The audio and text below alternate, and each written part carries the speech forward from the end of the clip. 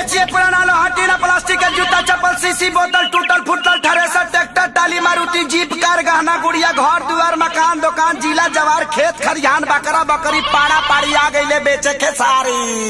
ए मलकिनी घर से निकला हो। अरे इ तो आवाज सुनल लागता। हाँ तारा गाँव के बगल वाला है। अरे बुझाता ही पुरानका यारवा हमार। एगो मीठा के भेली लिया के पानी पिया दो। दादा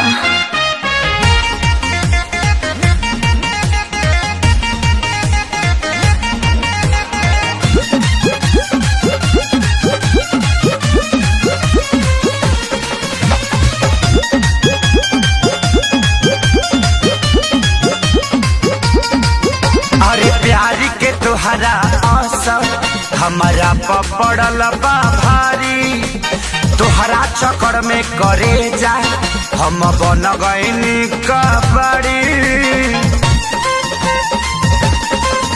अरे प्यारी के तोहरा असर हमारा पड़ल बा भारी चक्कर में तोहरा करे जा हम बन गईनी कबड़ी।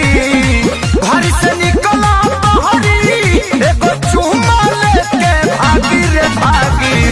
दादा जानी भतार मारे लगी। हाँ लगी लगी ना दादा जानी भतार मारे लगी।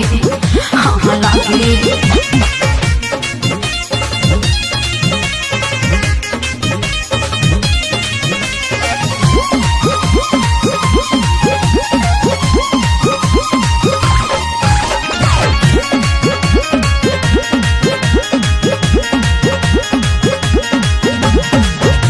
बाटे बियाहे से हमारा पटाओ तनिको जलागी भानो कदी घर से आओ।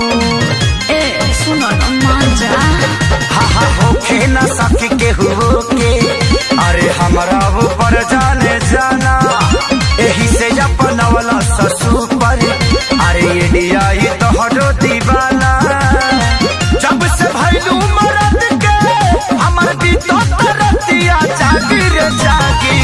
दादा जानी भतार मारे लगी।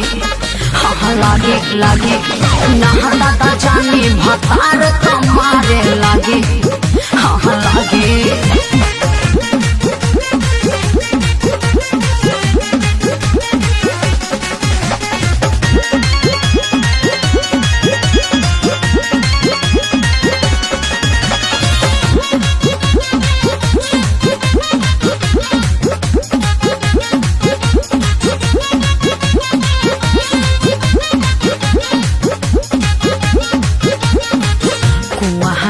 के बात पूछो और रहे यार हो नैहर के प्यार न करो ससुरा में प्रचार हो।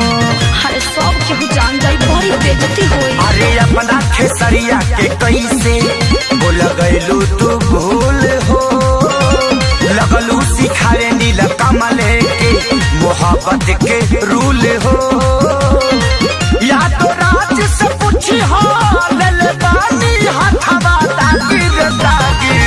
दादा जानी भतार मारे लगी। हाँ लगी लगी ना दादा जानी भतार मारे लगी।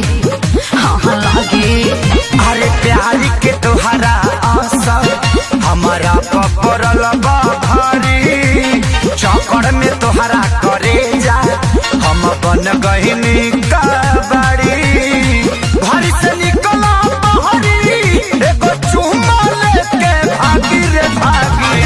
दादा जानी भतार मारे लगी। हाँ लगी लगी ना दादा जानी भतार